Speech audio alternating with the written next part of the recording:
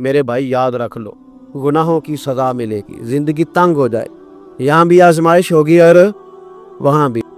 دعا فرمایا کریں کہ جو کچھ ہم نظر آتے ہیں اللہ ہمیں ویسا بننے کی توفیق بھی عطا فرما۔ اللہ ویسا بننے کی یہ مشکل معاملہ ہے، مشکل۔ اعلیٰ حضرت فرمایا کرتے تھے نیک وہ ہوتا ہے جس کی تنہائی صاف ستھری ہوتی ہے، اس لیے ماحول بگڑ جاتا ہے۔ یہ جو ہم کہتے ہیں نا میرے سجن بڑے بنتے ہیں پھر ٹوٹ جاتے ہیں، کچھ لوگ ایسے ہوتے ہیں جو ان کے پاس جاتا ہے انہی کا ہو جاتا ہے، وہ کہیں اور کے قابل کیوں بلا؟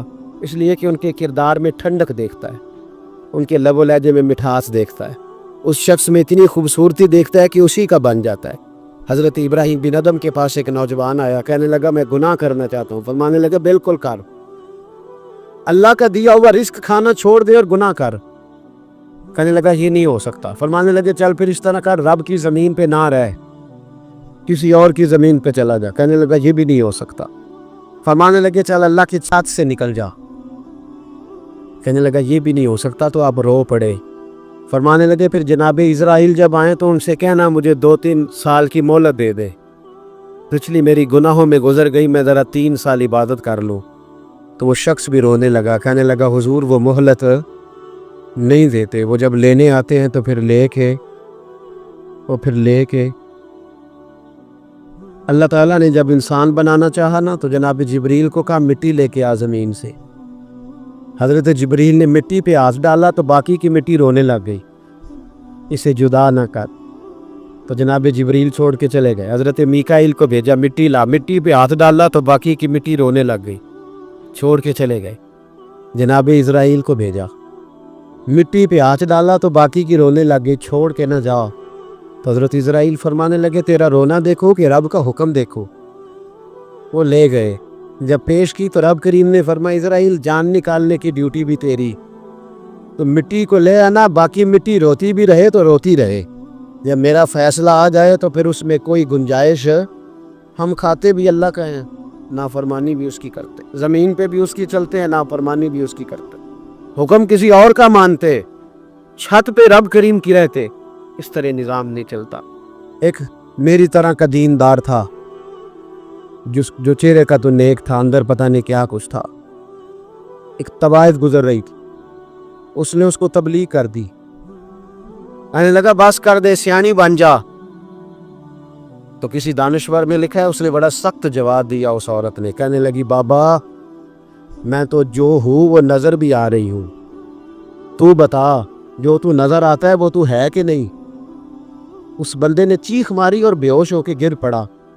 تو لوگوں نے کہا بابا آج کسی صوفی کا کلام سنا ہے جو بے ہوش ہو گیا؟ تو اس نے کہا نہیں، آج طوائف کی بات سنی، طوائف کی۔ اور وہ عجیب بات کر گئی ہے، وہ کہہ گئی ہے میں تو جو ہوں میں نظر آ رہی ہوں، تو بھی تو بتانا، تو بتانا کہ تو دستار امامت پہنتا ہے۔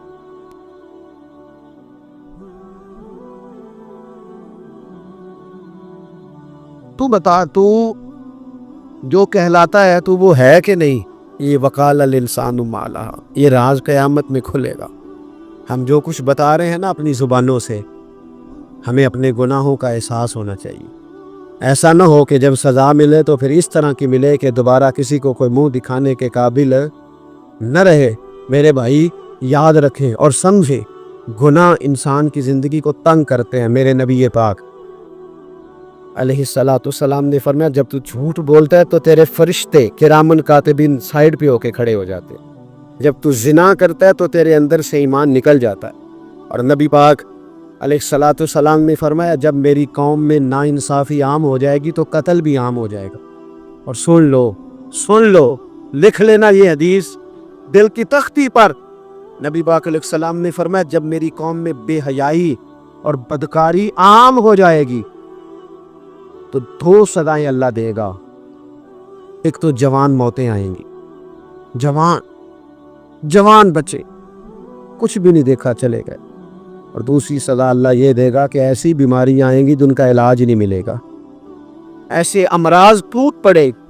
اگرچہ میں آپ کو ایسی تقریر بھی سنا سکتا تھا جس پہ آپ بہت زیادہ محظوظ ہوتے، پر میں نے اس جمعے میں ایسا موضوع چنا ہے جس کا ہمیں خاص ضرورت ہے۔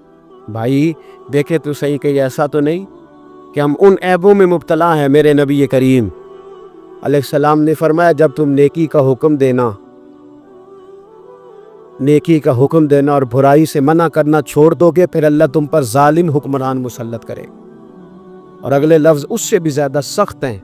महबूब फरमाने लगे, फिर तुम्हारी नेक लोग दुआएं भी करेंगे तो अल्लाह वक्ती तौर पर उनकी दुआओं को भी कबूल नहीं फरमाएगा, इसलिए कि तुम लोगों ने नेकी का हुक्म देना और भलाई से रोकना छोड़ दिया। अजीज़ों, याद रखो, जब गुनाह आम होते तो फिर हालात बदलते और लोगों को सज़ा मिलती है उनके गुनाहों की। बल्कि यहाँ तक लिखा है कि नीयत ख़राब हो तो सज़ा शुरू हो जाती। क्या ख़राब हो, बोलिएगा? नीयत भी ख़राब हो तो सज़ा। हज़रत रूमी कहते हैं कि एक बादशाह को पता चल गया कि एक आदमी ने बड़ा अच्छा बाग लगाया है, खूबसूरत बाग है, माल्टे का, किन्नों का बाग, बड़ा प्यारा। बादशाह ने कहा ज़रा जाके देखता हूँ। बादशाह सलामत बाग देखने आए तो अब वो मजदूर आदमी था, आम आदमी था जिसने बाग लगाया, किसान था। उसको कहा कि चंद किन्नों तोड़ के लाया तो बड़े प्यारे लगे। एक दो और लाया, खाए, बड़े मीठे, बड़े प्यारे, बड़े तवाना, बड़ा मज़ा आया।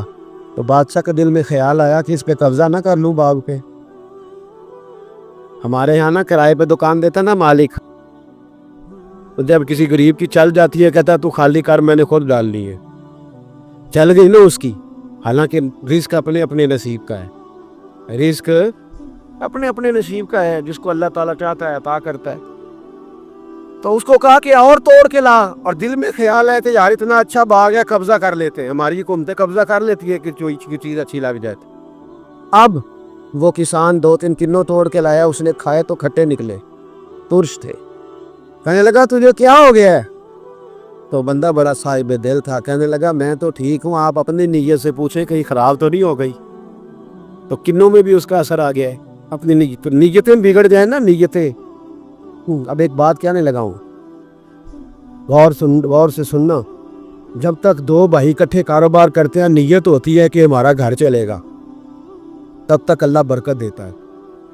और जब अपनी अपनी जेबें समेटने लग जाते हैं ना कि ये मेरा 5,000 है, आज मैं गया था उगराई करने, ये मेरा 10,000 है, आज मैंने ज़्यादा, जब वो टटोलने लगते हैं फिर उस दुकान से भी बरकत उठ जाती है, फिर वहाँ से भी बरकत चली जाती है। फ़इन्ना लहू मईशतन दन का फरमाया, जब तू में मुँह फेर लेता है फिर तेरी ज़िंदगी अल्लाह तंग कर दे, फिर वहाँ से भी बरकत, खूबसूरती, असर उठ जाता है। एक सुनार ने गली में एक यतीम छोटे से बच्चे को घूमते देखा तो सुनार बेऔलाद था, बच्चे को उठा के घर ले आया। 18 साल उस बच्चे की परवरिश की, उसको पाला पोसा, जवान किया। सुनार के पास वो दुकान पे चला जाता, वो कई दफ़ा दुकान पे रहता, कई दफ़ा घर में रहता। एक दफ़ा वो दुकान पे था, बच्चा घर था, 18 साल का जवान। उसकी बीवी अकेली थी। वो जिसने माँ बन के पाला था उसने उसी पे हमला कर दिया, उसका बाजू बुरी नीयत से थामा। बीवी चीखी, थोड़ी देर गुजरी तो वो नौजवान पैरों में बैठ गया, कहने लगा अम्मा पता नहीं मुझे क्या हुआ। शाम को सुनार आया, बीवी चीखने लगी, चिल्लाने लगी, कहने लगी आज अजीब बात हुई, जिसको मैंने जिगर का खून दे दे के पाला उसी में गंदी नजर डाली। सुनार महवे हैरत है। बीवी का ख्याल था कि लात उठाएगा, डंडा उठाएगा, नौजवान को मारेगा, लेकिन वो रोने लग गया। उसने कहा आज उसने मेरा बाबू था, मैं जाने क्या किया है। परेशान होने लग गया, सजदे में गिर गया, कहा तू बताता क्यों नहीं? तो वो सुनार कहने लगा उसकी गलती नहीं, 18 साल के बाद आज मुझ पर भी शैतान सवार हुआ था। एक औरत आई थी, अपने बाजुओं में चूड़ियां पहनना चाहती थी, तो मैंने भी गंदी नज़र से हाथ डाला था। रब करीम ने मुझे फौरन उसकी सज़ा दी। इनके घरों में बेटियां होती हैं, उनकी नज़रें गंदी नहीं होती। जो बेटियों के बाप होते हैं, जो बहनों के भाई होते हैं, उनकी नज़रें गंदी। और अगर तू टेलीफोन करता है, तू किसी औरत के साथ ताल्लुक़ रखता है, तो ये बात लिख ले, इमाम फखरुद्दीन राजी 1, अल्लामा इस्माइल हक़ी 2, मुल्ला जलालुद्दीन रूमी 3, इमाम खाजन 4, इमाम जलालुद्दीन सुयूती 5 हदीस के उस्ताद और मुहद्दिस लिखते हैं कि अगर तू किसी पर गंदी नजर डालेगा तो तेरा घर बच सकता یاد رکھ نہیں بچے، اس لیے کہ تیری نظر کسی کی بیٹی کو بیٹی سمجھ تاکہ تیری بچی کا پردہ قائم رہے. کسی کی بہن کو یہ کیا بات ہوئی کہ تو جتنا مرضی کاند معاشرے میں پھیلاتا رہے تیرا گھر بچا رہے، یہ کیسے ہو سکتا؟ فَإِنَّ لَهُ مَعِيشَةً ضَنْكَ، اللہ فرماتے ہیں زندگی تنگ ہو جائے گی تیرے لیے مشکل، تو ڈھونڈتا پھرے گا کہ میں مرنے کو جگہ تلاش کروں. سچی توبہ کرے، کھری توبہ کرے. یہ گناہ انسان کو مجبور کر دیتے. حضرت عبداللہ بن مبارک رحمۃ اللہ تعالی علیہ، ان کے سینکڑوں شاگرد تھے. ایک شاگرد کے انتقال کا وقت آیا تو گھر گئے ملنے. آپ کہتے ہیں میں نے زور لگا لیا پر اس کی زبان پر کلمہ جاری نہیں ہوا. میں اسے کہتا کلمہ پڑھ پر اس کی زبان پر جاری. اللہ اکبر، بہت بڑی نعمت ہے. دعا فرمائیں اللہ ایمان کی موت عطا فرما، ایمان کی موت دے اللہ کرے، ایمان کی موت دے. ایسے بھی لوگ دیکھے ہیں، مسجد نبوی ہے، رسول اللہ کا شہر ہے، سر سجدے میں ہے، روح پرواز کر گئی. روح پرواز کتنا نصیبوں والا ہے، کتنا نصیبوں والا ہے کہ مسجد نبی نے سر سجدے میں رکھا ہے اور اللہ تبارک و تعالیٰ نے محبوب کے قدموں میں موت عطا فرمائی. تو حضرت عبداللہ بن مبارک کہتے ہیں میں نے اس کو کہا کلمہ پڑھ تو اس کی زبان پہ جاری نہیں ہوتا. میں بار بار کہتا تو وہ منت کرتا، کہتا حضور میں کوشش کرتا ہوں جاری نہیں ہوتا. فرماتے میں پریشان ہو کے اٹھا، ابھی میں دروازے پہ پہنچا تھا اس نے چیخ ماری اور روح پرواز کر دی. بچے رونے لگے، بیوی رونے لگی. تو میں نے اس کی بیوی سے کہا کہ یہ جرم کیا کرتا، اتنا بڑا پاپی پہ کلمہ جاری نہیں ہوا. اس کی زوجہ کہنے لگی حضرت جی 2 گناہ تھے اس کے. ایک تو یہ شراب کا عادی تھا، روکتی تھی باز نہیں آتا تھا، اور دوسری بات یہ کہ یہ اپنی اماں کا نافرمان تھا. وہ 2 گلیاں چھوڑ کے رہتی ہے، یہ کبھی ملنے نہیں گیا تھا. اس بوڑھی کا کلیجہ اس کی طرف سے بڑی تکلیف میں تھا.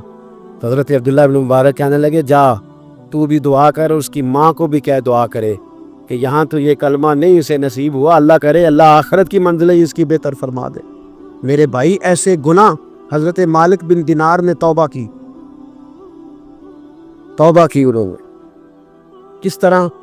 فرماتے ہیں میں نشے کا عادی تھا، کسی نے مجھے کہا کہ بطور دوائی شراب پی لو تو میں نے پی لی. نشے کا عادی تھا، شراب پیتا تھا. اللہ تعالیٰ نے بڑی منتوں اور کوششوں کے بعد ایک بیٹی عطا فرمائی. وہ بھی 2.5-3 سال کی ہوئی تو پردہ کر گئی. کہتے میں اس کی قبر پہ بیٹھ کے گھنٹوں روتا. شراب کا عادی تھا. ایک دن سویا تو خواب دیکھتا ہوں کہ میرے پیچھے ایک بڑا سانپ لگ گیا، اور سانپ جب منہ کھولتا ہے تو انگارہ نکلتا ہے. میں پھر دعا کرتا ہوں اللہ ہمیں معاف فرمائے، اللہ ہم سے درگزر. میں کچھ قبرستانوں میں جاتا ہوں تو میں سانپ بچھو پھرتے ہوئے دیکھتا ہوں تو ڈر آتا ہے کہ ہم یہاں آنے والے ہیں. یہ لوگ کہہ رہے ہیں کہ تمہاری تیاری ہے، کسی وقت بھی اعلان ہو جائے گا کہ چلو بھائی چلو فلاں صاحب کا جنازہ ہے، اٹھو. لوگ کہتے ہیں جلدی کرو، اور ایک کونے میں ایک شخص یہ بھی کہتا ہے کہ دیگ بھی رکھ لو مہمان بڑے جمع ہو گئے. اور ایک کونے میں لوگ یہ بھی کہتے ہیں کہ برف ٹھنڈی لے آؤ، لوگوں نے پانی بھی پینا. پہلے اعلان ہوتا ہے کہ فلاں فوت ہو گیا، پھر اعلان ہوتا ہے جنازے کا ٹائم ہو گیا، پھر اعلان ہوتا ہے جنازہ اٹھایا جائے گا، اور پھر بات ختم ہو جاتی ہے. پھر کل من علیہ فان، پھر کوئی نہیں پوچھنے آتا. ختم ہو گیا، قصہ ہی ختم ہو گیا. ان لوگوں کی کہانی مٹ گئی، ختم ہو گئے. بڑے بڑے قد کلا، کوئی پوچھنے والا نہیں. موت کا راج ہے موت کا راج. موت راج کرتی ہے بس، اور کسی کا راج وہ راج کرتی ہے، جدھر جاتی ہے اسی کا راج ہے، راج کر رہی ہے. حضرت مالک بن دینار کہتے ہیں قبرستان میں نے دیکھا، میں خواب دیکھتا ہوں بڑا اژدہا، اس کے منہ کے اندر آگ میرا پیچھا کر رہا ہے. تو میں خواب دیکھ رہا ہوں. میں دوڑا، لیکن وہ اژدہا جب میں دوڑا تو میرے آگے آ کے کھڑا ہو گیا. میں مشرق کو دوڑا تو وہاں بھی آ گیا، مغرب کو دوڑا تو وہاں بھی آ گیا. جناب مالک بن دینار کہتے ہیں ایک بوڑھا شخص کمزور مجھے بچانے آیا، پر اس اژدہا نے پھونک ماری تو وہ بوڑھا آدمی دور جا گرا. کہتے ہیں میں چیختا تھا، چلاتا تھا. ایک پہاڑی پہ میں بھاگا گیا تو وہاں مجھے میری بیٹی ملی، مجھے فوت ہو گئی. وہ اس اژدہے کے آگے اس نے یوں ہاتھ کیا تو اژدہا پیچھے بھاگ گیا. میں نے بیٹی کو گود میں اٹھایا، میں نے کہا بیٹی یہ کون تھا؟ کہنے لگی ابا یہ تیرا برا عمل تھا. یہ تیرا برا عمل تھا، یہ تجھے کھا جاتا اگر میں نہ ہوتی۔ تو کہا یہ بوڑھا جو مجھے بچانے آیا یہ کون تھا؟ کہا یہ تیرا اچھا عمل تھا پر کمزور بڑا تھا، تھوڑا تھا، یہ تیرے برے عمل کا مقابلہ کرنے کی ہمت نہیں رکھتا تھا۔ حضرت مالک بن دینار کہتے ہیں میری بیٹی نے خواب میں میری داڑھی پکڑ لی اور کہنے لگی ابا میں چاہتی ہوں تو صحیح ہو جا، ایسا نہ ہو کہ پھر تیرے پیچھے یہ بو ازدہ لگ جائے۔ حضرت مالک بن دینار کہتے ہیں جب میں سو کے اٹھا تو میری داڑھی آنسوؤں سے بھری ہوئی تھی، پھر اس کے بعد میں نے توبہ کی، اس طرح کی توبہ کی کہ پھر میں نے کوشش کی کہ دوبارہ میں اپنے رب کی نافرمانی نہ کروں۔ حضرت عبداللہ ابن عباس فرماتے تھے جو دنیا میں ہنس ہنس کے گناہ کرتے ہیں نا، ہنس ہنس کے جھوٹ ہنس ہنس کے بولتے، ہنس ہنس کے لوگوں کی غیبت کرتے، فرمایا یہ جو تمہیں ہنس ہنس کے گناہ کرتے نظر آتے ہیں ان کا رونا قیامت میں دیکھا نہیں جائے، ان کے آنسو قیامت میں دیکھے نہیں جائے۔ جو ہنس ہنس کے گناہ کرتے یہ روئیں گے، فَلْيَضْحَكُوا قَلِيلًا وَلْيَبْكُوا كَثِيرًا، رب فرماتا ہے زیادہ رویا کرو کم ہنسا کرو۔ نبی پاک علیہ السلام روتے تو صحابہ کہتے حضور آپ اتنا کیوں روتے ہیں؟ تو محبوب فرماتے ہیں جو میں جانتا ہوں وہ تم نہیں جانتے۔ بھائیو قبروں میں اکیلے جانا ہے، کبھی غور کرنا، اکیلے کوئی بندہ ساتھ حساب دینے نہیں جائے گا۔ اماں بڑا پیار کرتی ہے لیکن قبر میں کبھی کوئی ماں بھی ساتھ دفن نہیں ہوتی، اپنا اپنا حساب دینا مشکل وقت ہے، حساب کر لینا چاہیے، تیاری کر کے رکھنی چاہیے۔ گناہ اگر یہاں ہماری زندگی کو تنگ کریں گے تو وہاں بھی ہمارے لیے مشکلات پیدا کریں۔ نبی کریم علیہ السلام نے فرمایا ہے کہ اللہ بڑا مہربان ہے، اللہ بڑا کریم ہے، اللہ بڑا ستار ہے، اور یاد رکھو جب کوئی اس کی ریٹ کو چیلنج کرے، جب کوئی اس کے قانون کو توڑے، جب کوئی اللہ کی اعلانیہ نافرمانی کرے، پھر رب کریم کی غیرت کو، اس کے عدل کو جوش آتا ہے، توبہ کرے سچی، مسجد کی حاضری دیں پابندی کے ساتھ۔ میری آپ سے ہمیشہ یہ گزارش رہتی ہے کہ مسجد کی حاضری پابندی سے دیں۔ میں اپیل کرتا ہوں داڑھی رکھ لے، یہ میرے نبی کا طریقہ ہے صلی اللہ تعالی علیہ۔ واپس آ گئے، ہماری بقا نہ ہمارے دین میں ہے، کوئی نہیں ہمیں رکھے گا، کوئی نہیں رکھے گا، کوئی نہیں۔ مجھے میرا ایک دوست رات بتا رہا تھا کہ سعودی عرب میں ایک شخص نے 30 سال محنت کی، تو جب وہ مرا ہے وہیں اس کے گھر میں فون کیا تو اس کے گھر والوں نے کہا جناب آپ کو مشکل ہوگی ڈیڈ باڈی بھیجنے میں، وہیں دفن کر دیں، ہاں اگر اس کا کوئی پیسہ ہے تو وہ ذرا اکاؤنٹ میں بھیج دیں، بچیوں کو ضرورت ہے۔ او بھائی تو اکیلا جائے گا، تیرے لیے مشکل ہو جائے۔ اپنے بھی ساتھ یقین کریں، بچے دعائیں کرانے آتے ہیں، کہتے ہیں حضرت جی دعا کریں اللہ اماں کی سختی معاف کر دے۔ اس کا مطلب کیا ہے کہ اماں اب جائے، اب ہمارا نمبر آئے۔ بچے تو انتظار کر رہے ہیں کہ ابا جائے اور گدی پہ ہمارا نمبر آئے۔ تیاری ہے، اکیلے جانا ہے، اکیلے سخت سا مرحلہ ہے، اکیلے سارا کچھ فیس کرنا۔ آج توبہ کریں، وہاں کے کیڑے یہاں رہ کے مارے، اپنے ساتھ ظلم نہ کریں۔ ہم اس قابل نہیں کہ وہاں جا کے مقابلہ کر سکیں، بچے اپنے آپ کو محفوظ کریں، بچائیں، حساب اپنا اپنا دینا ہے۔ کسی باپ نے اگر اپنے بچوں کو حرام کھلایا تو بچے تو نہیں کہہ رہے تھے نا کہ حرام لے کے آ، تو باپ نے حساب دینا ہے، والد نے۔ لہٰذا مہربانی فرمائیں، اپنے اوپر رحم کھائیں، اپنے آپ کو سنواریں۔ آج جمعۃ الوداع ہے، توبہ کریں، اللہ کے نیک بندوں کی صحبت میں بیٹھا کریں، اچھی باتیں سنا کریں تاکہ دل نرم رہے، ان جگہوں سے بچیں جو گناہ کی طرف لے کے جاتی، ظلم سے، زیادتی سے، جبر سے بچیں۔ اپنے آپ کو اپنے رب کریم کی بارگاہ میں جھکا دے۔ ہمارا کہیں اور گزارا نہیں، کوئی نہیں ہمیں پوچھے گا۔ دنیا میں آپ کسی سے زیادہ مانگیں تو وہ ناراض ہو جاتا ہے، وہ کہتا ہے بھائی تو نے تو کام بنا لیا ہے، کل بھی دیا تھا، پرسوں بھی دیا تھا، روز روز تجھے کون دے؟ میرے نبی پاک علیہ السلام نے فرمایا جو اپنے رب سے زیادہ مانگتا ہے رب اس سے زیادہ راضی ہوتا ہے، زیادہ راضی ہوتا ہے۔ اب دعا مخصوص اوقات نہیں دعا کے، فرمایا اذا دعان، جب بھی دعا مانگو گے تمہارا رب تمہاری دعا کو، جب بھی دعا تو دعا کرتے رہنا چاہیے، ہر وقت دعا میں بندہ شامل رہے، اللہ کے ذکر میں شامل۔ یہ جو قرآن مجید نے کہا نا یا ایھا الذین آمنوا اذکروا اللہ ذکرا کثیرا، اے ایمان والو اپنے رب کا ذکر کثرت سے کرو، وسبحوہ بکرۃ و اصیلا، اور صبح و شام اسی کی پاکی بیان کرو اس سے مراد یہ نہیں ہے کہ تسبیح لے کے سارا دن مسجد میں بیٹھے رہو اور کام کوئی نہ کرو، بلکہ اس کا مطلب یہ ہے کہ روٹی شروع کرو تو اللہ کے نام سے، اختتام کرو تو اللہ کے نام، سو جاؤ تو رب کا نام لے کے، سویرے اٹھو تو اللہ کا نام لے کے، جب تمہیں کوئی چیز اچھی لگے تو ماشاءاللہ کہو، جب کوئی مصیبت آئے تو کہو انا للہ و انا الیہ راجعون، تو سارا دن اللہ کا ذکر جاری رہے گا۔ نبی پاک صلی اللہ علیہ وسلم نے مسلمان کو ایک دوسرے سے ملنے کا طریقہ بتایا۔ تو مصیبت آئے تو کیا کہنا ہے؟ صرف فوت کی پہ نہیں کہنا، اس کی وضاحت کر دو۔ کوئی بھی الذین اذا اصابتہم مصیبہ، جب بھی کوئی مصیبت آئے اللہ کے بندے کہتے ہیں ہم اللہ کی طرف سے آئے ہیں اور اللہ کی طرف ہی ہم نے لوٹ جانا۔ تو میرے عزیز، ہر وقت اللہ کا ذکر جاری رہے گا، ہر وقت زبان پہ رب کریم کا۔ دیکھیں نا، نبی پاک علیہ السلام نے ہمیں ملاقات کا طریقہ بتایا۔ ایک صحابی آئے تو انہوں نے آ کے کہا السلام علیکم، نبی پاک علیہ السلام نے فرمایا رب تعالیٰ نے اسے 10 نیکیاں عطا فرمائی ہیں۔ دوسرے آئے تو انہوں نے کہا السلام علیکم ورحمۃ اللہ، تو محبوب فرمانے لگے، امام بہقی نے اس کو لکھا ہے، محبوب فرمانے لگے رب کریم نے اسے 20 نیکیاں عطا فرمائی۔ ایک اور آئے، عرض کیا السلام علیکم ورحمۃ اللہ وبرکاتہ، محبوب فرمانے لگے اللہ نے اسے 30 نیکیاں عطا فرمائی۔ اچھا، اس کا مطلب کیا ہے؟ السلام علیکم، تم پر سلامتی ہو۔ سادہ ترجمہ یہ ہے کہ تم سلامت رہو، تم سلامت رہو۔ ورحمۃ اللہ وبرکاتہ، تم پر اللہ کی رحمت بھی ہو اور اس کی برکتیں بھی ہو۔ وہ کیا کہتا ہے؟ وہ کہتا ہے وعلیکم السلام، تم پر بھی سلامتی ہو، ورحمۃ اللہ وبرکاتہ، اللہ کی رحمت ہو اور اس کی۔ یہ جو مسنون دعائیں ہیں نا، جو حضور نے ہمیں دعائیں سکھائی ہر موقع پہ، ان کا کمال دیکھیے۔ اب ایک مسلمان نے آتے کہا السلام علیکم، اس کا مطلب کیا ہے؟ تم پر۔ اب وہ جھگڑا کرے گا، اسے مارے گا، اس کا مال چھینے گا؟ اس نے تو آتے ہی کہا ہے تم پر سلامتی ہو۔